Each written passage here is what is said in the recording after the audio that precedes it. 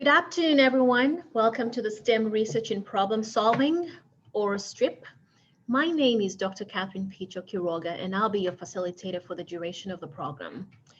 I'd like to introduce myself. I'm an assistant professor of educational psychology here at Howard, and I'm very passionate about improving learning outcomes for students in math, science, and engineering. The STRIP program is my labor of love, so to speak. And before we get started, I would like you to introduce yourselves. You can start by stating your name and your program or major, and anything additional that you would like to share about yourself as well would be much welcome. All right, so do we want to get started? Hi, my name is Jack, and I am a freshman in computer science. Oh, welcome to the program, Jack. It's very nice to have you. Hi, my name is Dahlia, and I'm a student in civil engineering. Welcome. Hi, my name is Baba Tunde, and I'm majoring in chemical engineering, and it's a pleasure to be in your class, Dr. Picho. Thank you so much, Babatunde, Dahlia, and Jack. All right, so before we get started, I'd like to give you an overview of the STRIP program. Okay, this program is designed to teach you the skills necessary to enhance learning in STEM majors.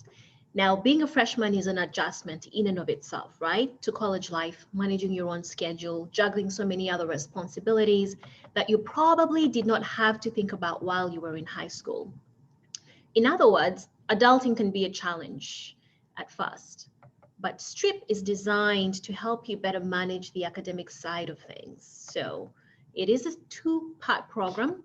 The first deals with metacognition, or learning effective problem-solving strategies, which are critical to success in math and science, particularly in engineering. The second part of this program deals with helping you maneuver other elements that might impact your learning. For instance, managing your schedule could be overwhelming, okay? Because now that you're in college, no one's telling you to wake up, no one's telling you when to do your homework, no one's even telling you when to go to class. You can choose to go to class or not go to class, and at the end of the day, your teacher isn't gonna go call your parents and tell them, right? That Dahlia didn't come to class today, or Jake missed a midterm. So the new subjects you're learning might be a little bit hard, leading you to feel frustrated or discouraged. Or as well, in the middle of all of this, life actually does happen sometimes, right? So you might break up with your significant other, your little high school sweetheart. Sometimes someone close to you these days, someone might have COVID, or you might suffer an illness, or a loved one close to you might suffer a death in the family. How do you manage dealing with all these emotions that arise from life situations that occur as you go through school? So learning to manage your emotions is essential to being able to be productive and healthy. This is the second focus of the STRIP program, to teach you effective emotion regulation strategies that you can apply in your life, daily life. So the STRIP program includes 4 sessions of each component, starting with metacognition. All right, so what is metacognition? That's, the goal of this session today is to introduce you to metacognition, understanding what it is, why it's important, and to also have you experience metacognition. So we're going to engage in a couple of activities that will help you build an awareness of your own metacognitive processes as well, right? So this term metacognition sounds really fancy, but in reality, this is something you've been doing your entire life. You just didn't know that it was called metacognition. So to illustrate my point, let's think about making scrambled eggs, okay? If I asked you to make scrambled eggs and you had never made scrambled eggs before, what are some of the things you would consider to be important to do or to know before you actually engaged in the process of making scrambled eggs? Does anyone want to give me some answers here? Any takers? Yes? Jack? If you need to fry it, Okay, so that's a very good point. You would want to know what method you would want to use to make the scrambled eggs. Any other ideas? Is there any preparation that you need to do beforehand? Oh, excellent point, Dahlia. So what are some of the things I need to know ahead of time or to do ahead of time before I actually start the process of making scrambled eggs? Anything else? Time. What about time, Babatunde? Well, how long it takes to prep for that specific meal. Okay, so we would need to know more specifics about what making scrambled eggs entails, including how much time it would take. Are there any other things that you would like to add? If I came to you and said, hey, Tunde or Dahlia, I'd like you to make scrambled eggs. Any other ideas? What skills would we need to be able to be effective in making these eggs? You're going to be able to know how to read, to be able to look at the recipe if you really leaning towards a recipe in order to make the scrambled eggs the way you want it to be. Okay, or so we would, instructions. okay, thank you. So now we know that we have gone to Google and Googled how to make scrambled eggs. We've pulled up a recipe. So the basic thing, of course, would be now that we have a recipe, the requisite skills that we need are we have to be able to, first and foremost, have reading skills, right? So that we can read the recipe. We also need to be able to have, what other skills do we need once we have that recipe? Reading skills, Cooking. okay. Cooking skills, what other skills? Organizational skills. Organizational skills, right? Because the recipe is going to tell us the things that we need and the order in which we are going to put everything together. So we've got to be organized as well, right? So these are all very good points, and I'm glad that you've raised them, right? So we talked about what things we, Dahlia talked about what things we need to have ahead of time, right? So questions to check for prior knowledge. Have I made eggs before, even if it's boiling hard boiled eggs? Okay. Are making scrambled eggs similar or different from other types of eggs that I've made before? How similar is it? How different is it? So we need to be able to ask questions about what knowledge or skills I might have, that lend themselves as useful to making these scrambled eggs. Now, what skills do I need to make them? I'd have to have reading skills, as we mentioned. We have to be able to follow directions, have organizational skills, pay attention to detail, and of course, it's going to require lots and lots of patience and dedication, right? So now that we have reached this phase of assembling all our items and following, getting everything together per the recipe, as you begin to make the eggs, are there any other things that you should be looking out for in the process as you are actually making the scrambled eggs?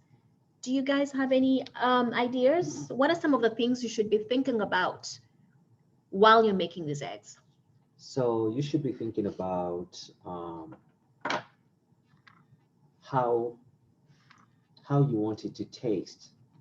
So in order to get to that point of how you want it to taste, if you're making your scrambled eggs, what entails that? Do you need to add something to make it taste a certain way?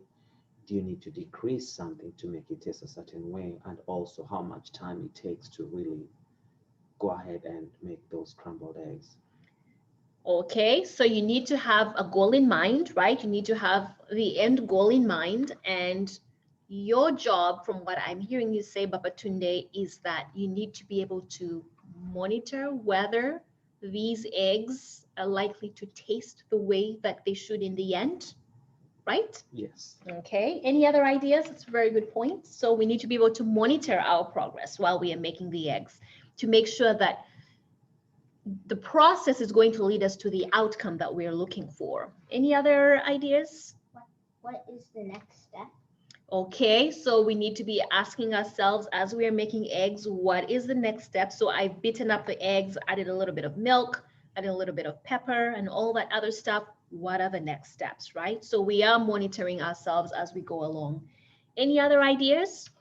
You need to make sure that the process is being done correctly. Yes. Thank you so much, Dahlia. We need to make sure that we are following the right process in order for us to get the outcome that we desire, right? So These are all questions that we ask ourselves. While we are making the eggs, we are actually monitoring our progress relative to two things. One, the plan that we had or the recipe that we had or that template. And two, the outcome that we want, right? There's a way that we want the eggs to taste. And so we are using these two criteria, the template that we created, plus the desired outcome, to monitor our progress. And so what happens? And I'm going to ask you this question, Jake, if you don't mind me asking you. What happens when you're making your scrambled eggs and something goes wrong? You're gonna probably have to start all over again. We might have to start all over again. But I guess the question I should have asked before that is, what happens if I'm making these eggs and I notice that things aren't kind of going the way that they should? What would be some of the indicators that these eggs are not really panning out the way that I had hoped? Yes. You skipped a part. It's more likely that I skipped a part. So what you're saying, Jake, is that, or Jack, I'm so sorry, I keep butchering your name. I really apologize for that. But what you're saying, Jack, is that when something goes amiss, then you want to go back and review the template, right? You want to review the recipe to make sure that you have not missed something, because it's likely that if the eggs aren't turning out the way that they should have, you most likely missed a step. So if I missed a step and the eggs kind of aren't looking the way they should, then what next? You should refer, if I could help, Yes. Jake, or rather Jack, I'm sorry. You should refer back to your recipe. Sure. I think the first step is to go back to your recipe and see if you jumped a part and what you should do in order to fix the situation for the outcome that you want. Absolutely, right? So this is what we're doing in the process. So the process of making eggs is now about executing the plan and monitoring our progress relative to the plan to reach the objective that we want at hand. All right. So now we've made our eggs. Drum roll, it's time to take a bite. We can either be like the guy on the front on the top or at the bottom. Is it yum or is it yuck? Let's say that your eggs taste yuck. Ugh. What now? If your reaction of final evaluation of the cooking is yuck or meh, and you really want to master the craft of making scrambled eggs, what are some of the questions that you would ask yourself in order to improve your craft of making eggs? Anyone? So your eggs don't taste great, but you really want to be a master chef at making scrambled eggs. What questions would you ask yourself? What could I have done better? Okay, what could I have done better, and what would help you figure out what you could have done better? What else would you be doing to get to that? I would review the templates, make sure I followed everything correctly. Okay, sounds great. And then what else what else could we do? Any other ideas? Excellent points, Dahlia. What I should improve. And how would you know what you should improve? Say you test these eggs and like, ugh, so gross. And you reviewed the template. So your task when you review the template is to identify, maybe you added too much salt, maybe you didn't add any salt at all, maybe too much milk, it's runny, it's watery. Then what would you do next based on the information that you've gathered from that? Try to perfect yourself next time. Absolutely, excellent. So you would try it all over again and make those changes, okay? So congratulations, guys. You just completed the metacognition cycle, right? This is great. So you've literally gone through the entire process of metacognition, which involves planning and requisite skills in planning that happen before you actually engage in the task. And then you actually monitored your progress during the task. And then at the end, you evaluate the outcome and then figure out what you need to do to improve. So the metacognitive cycle really entails planning, and it happens before, monitoring that happens during the task, and evaluation that happens after the task. Okay. So metacognition really is thinking about your own thinking. And it refers to the processes that we use to plan, monitor, and assess one's understanding and performance. Okay. So we need to have knowledge and understanding of what we know, which we also refer to as prior knowledge, and how we think, including the ability to regulate our thinking as we work on a task. Metacognition also includes a critical awareness of one's own thinking and learning, and oneself as a thinker and as a learner. So metacognition really is the intersection between knowledge and control of your thinking process, right?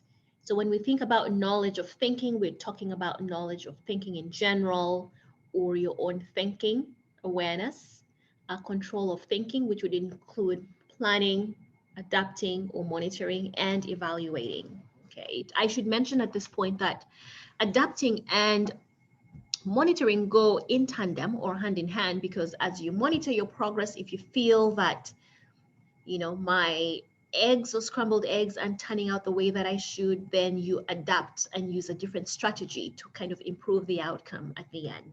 Okay, so as we are monitoring our current strategies that we're using in order to be able to adapt them if need be into more effective, or adapt to more effective strategies. Okay. Now, metacognition really involves becoming aware of your own thinking strategies, evaluating your own thinking strategies, and planning and thinking in more skillful ways. Okay. And metacognition has a ton of benefits. It facilitates deep learning. Okay. So you're able to learn your information at a deeper level as opposed to superficially, which means that if you are tasked with solving problems where the answers aren't that obvious, you're better able to do that if you have strong metacognitive skills. It improves transfer of learned material to new situations. So for example, as engineers, you are learning design, and when you become engineers in the future, you are going to be required to transfer all of this information that you learned in school into literally, for example, building a bridge or building a robot, for example, right? And so this theoretical knowledge or practical knowledge that you learn at school has to be able to be transferred to solve practical problems in the day-to-day as an engineer. When you have strong metacognitive skills, you're going to be in a better position to do that. Okay, so these are some of the benefits of learning and strengthening your metacognitive skills. So in sum, metacognition really is thinking about thinking, and it occurs before, during, and after a task. All right. Before learning, as a learner, you determine what needs to be done. So this is the planning process, okay? The learner determines what needs to be done, what options and choices are available, and how to go about learning and performing the task on hand. So the learner makes a plan for reaching the learning target or the desired outcome. This is what planning skills are all about. Then during the task, and as one performs the task, you as a learner then monitor your own thoughts and actions to keep focused on the goals and the best pathway to achieve the outcome. So during the task, you as a learner will have to self-evaluate your own progress and take steps to change direction if needed. So if you'll remember, Jack had mentioned that if the eggs turn black when they're being fried, then you know that something is wrong and you have to go back, right? And figure out what happened in order to be able to fix it. So the process of monitoring is really one of monitoring and adapting strategies at the same time in order to be able to reach or obtain your objective. And after learning, then you determine what worked well, what didn't work well, and how things might be done differently to improve the process. So the key steps in metacognition are planning, which entails questions such as, how am I going to execute this task? Is it similar to anything I've done before? How can I draw from the skill set that I have already to be able to engage in this task? What new skills might I need to be able to perform this task successfully? While I'm working on the task, I engage in monitoring. So as I'm engaging in the task, I'm asking questions like, do I understand the parameters of the task so far? Do I need to ask a question? Am I on the right track? Am I still on task? Or do I need to change strategies to be able to get to the desired outcome? And of course, while evaluating, at the end of the task, how did I do it? What worked for me as I performed this task? What didn't work? What did I learn? How can I improve in the future? Okay, what can I learn from my mistakes? So this is the summary. And now that we've used the example of the scrambled eggs, we're actually going to engage in an activity, a real world activity, to test your metacognitive skills. I just want to give you practical experience doing that. So we're going to look at the soap dish booth task. Okay. So the objective for this task is to effectively solve or address a real world problem or dilemma. And I'm going to have you guys work in groups, small groups. I am going to randomly assign you guys to groups. And I'm going to give you 5 minutes, 5 to 10 minutes to complete the task. And we're going to engage the metacognitive cycle, right? So I want you as a group to reflect before we actually get started on the task, while you are completing the task, and after the task has been completed. Okay? So you have the packets with you. I want you to turn to that criteria. And this is the activity. You're an artist who makes soap dishes to sell at craft shows. And you have to decide whether or not to set up a booth for a 3-day fair. Now, in order for you to be able to do this, or for it to be worth your while, you need to make at least $400 in profit. So the opportunity to participate was due to a last-minute cancellation, and you only have 2 weeks to build your soap dish supply for the fair. So at this time, you have 15 soap dishes ready. My question to you guys is, will it be worthwhile to set up your soap dish for the 3-day fair? Explain why or why not. Be sure to take all factors into consideration, such as time, cost, and effort. And then when you tell us whether or not you will participate, I want you to give us 3 specific pieces of evidence to justify whether or not you will be participating in the fair. Okay, so read the prompt. And after you have a clear understanding of the task, I want you to answer the following questions. Okay, now that you have a clear understanding of what you're being asked, write your answers on the first section of the reflection sheet.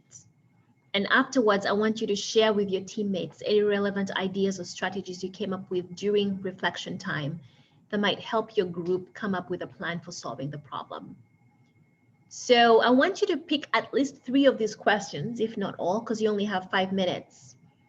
And as you think about the soap dish task, I want you to ask and answer these questions in a mini reflection that you're going to type up. Have you done something like this before? What approach did you take, if so? Did it work? Did it not work? How can you tweak that approach? Or what is your plan for how to approach this problem? All right, I'll give you 5 minutes to reflect on that before we can move on to actually working on the task.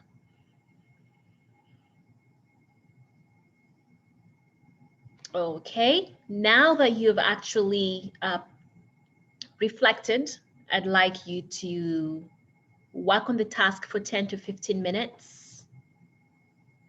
Okay, and in between, when we're halfway, I will be stopping you to have you do a mid-task reflection as well.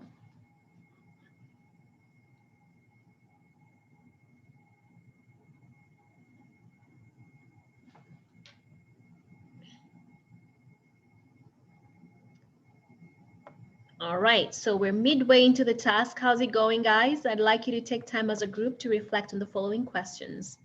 How are you as a group progressing on the task? Where are you in relation to the learning objective and success criteria for completing this task? Do you need to change your strategy or plans? Why or why not? And if you continue on this path, are you likely to be successful on the task? So reflect on this for 5 minutes and write down your answers.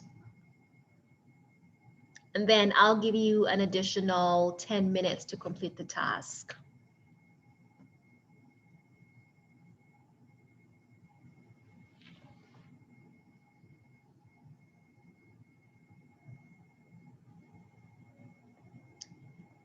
All right, guys. Now we'd like to hear from the groups. Please share with us your final answer and justify it.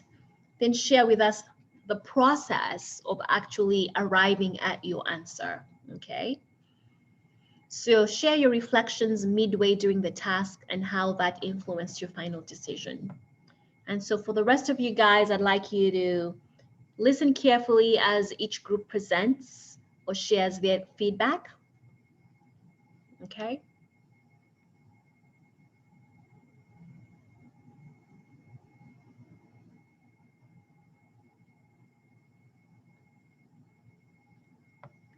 All right. And so now, thank you so much, guys. That was really great. You all did a really great job. And remember, there were no right or wrong answers for this. So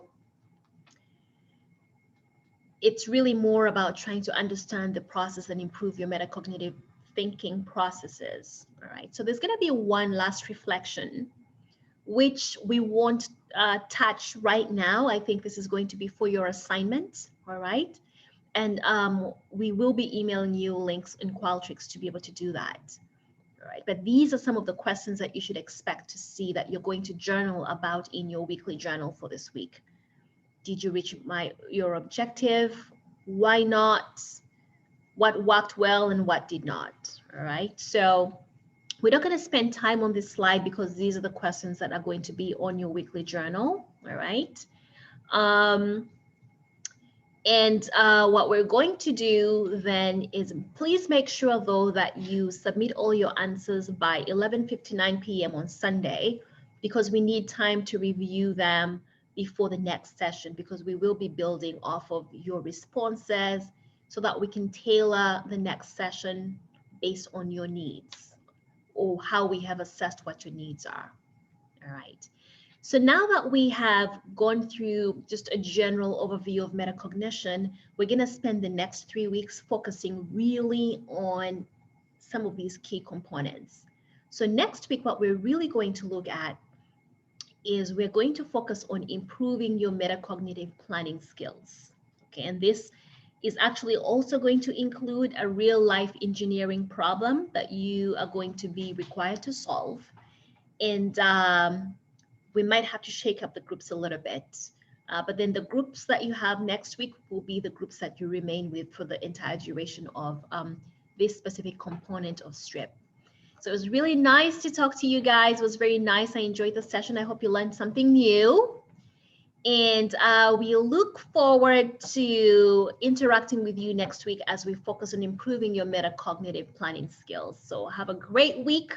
Don't forget, you can feel free to email me anytime during the week, and also email my assistant, Lindsay Whitehead, as well, if you have any questions. Thank you for letting us be a part of your class, Dr. Picho. Oh, you're very welcome. It was very nice. And thank you so much for your participation as well. I look forward to hanging with you guys for the next 3 sessions. Yes, thank you for having us. All right. Take care, guys. Bye.